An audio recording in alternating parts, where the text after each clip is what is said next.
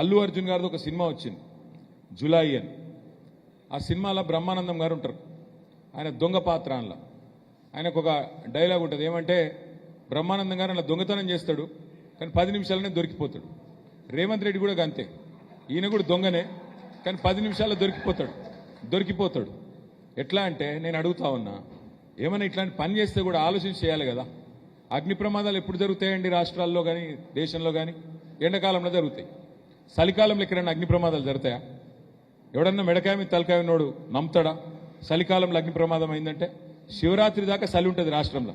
మీ వరంగల్లో కూడా ఉన్నది కదా, తెల్లారి మంచు పోతలేదు 10 దాకా. మరి అది కూడా చలికాలంలో పొద్దున 10కి ఏది చలి ఉండంగా మొత్తం అగ్ని ప్రమాదం జరిగిందంటే ఇది మనం నమ్మాలన్నట్టు. అందుకే అంటున్నాను నేను, ఈ దొంగకు దొరికిపోవడం ఒక స్పెషాలిటీ రేవంత్ రెడ్డి అనే దొంగకు.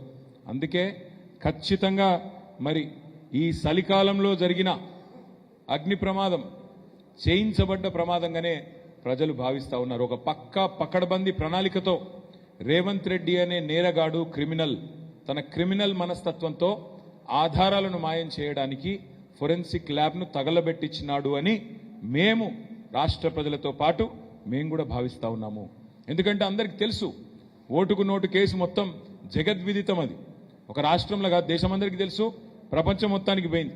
కానీ ఇక్కడ అతి ముఖ్యమైన విషయం ఏంటంటే, తాను తప్పించుకోవడానికి, తన కేసులకు వెళ్ళి బయటపడడానికి న్యాయస్థానంలో తుది దశకు వచ్చింది. ఇప్పుడు ఈ కేసు 11 ఏళ్ల తర్వాత న్యాయస్థానంలో చివరి దశకు వచ్చింది. ఆ చివరి దశలో ఆధారాలు మాయం చేయడానికి ఈ నేరగాడు పన్నిన కుట్ర ఇది. కానీ ఆ కుట్రలో దురదృష్టవశాత్తు ఏం జరిగింది అంటే, నేరాల విచారణలో చాలా కీలకమైన విభాగం ఈ ఫోరెన్సిక్ విభాగం. హోంశాఖ కిందనే ఉంటుంది.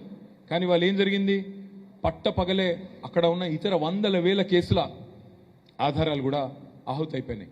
అందులో ఎంతోమంది క్రిమినల్స్ ఉంటారు, మర్డరర్లు ఉంటారు, రేపిస్టులు ఉంటారు, ఎన్నో రకాల కేసులు ఉంటాయి.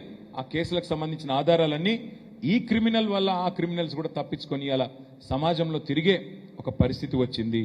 ఇది నేను ఊరికేనే అంటలేను, మీరు చూడండి ఒక్కసారి ఎంత ఎంత కట్టుకథలాగా చెప్పారంటే స్టోరీ. వీళ్ళు నిన్న పొద్దున ఇగో ఇది వాళ్ళు నిన్న విడుదల చేసిన ప్రెస్ రిలీజ్.